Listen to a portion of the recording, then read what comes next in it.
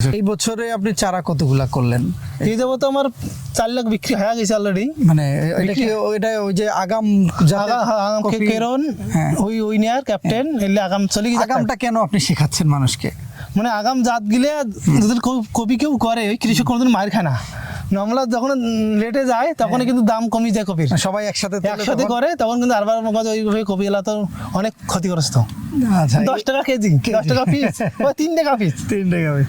তো আপনার যদি আমরা একটু গল্প শুনতে চাই যে সেই শুরু যে করছেন 18 সালে, তখন থেকে আসলে আপনার মানে কেমন ধাক্কা গেছে? কারণ এটা তো আর একদিনে হয় না। ওটা তো অনেক দুঃখের বিষয়।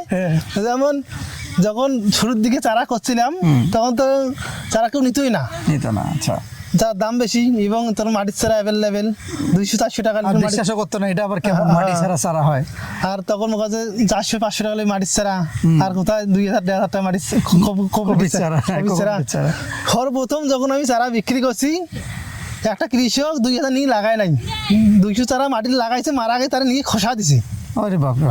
তারপরে তখন 200-400 করে চারা বিক্রি একটা করে কৃষকের কাছে। আচ্ছা, তখন মাটির চারা দেখা যায় মাটির চারা যারা খসা দিছে, আমার টেরেস চারা নাকি মাটির চারা জায়গাত ওই মাটির চারা পড়ে গেছে, আর টেরেস চারা যখন ফলটা আগত দিছে ওটা তো কৃষকের লাভ এসে গেছে।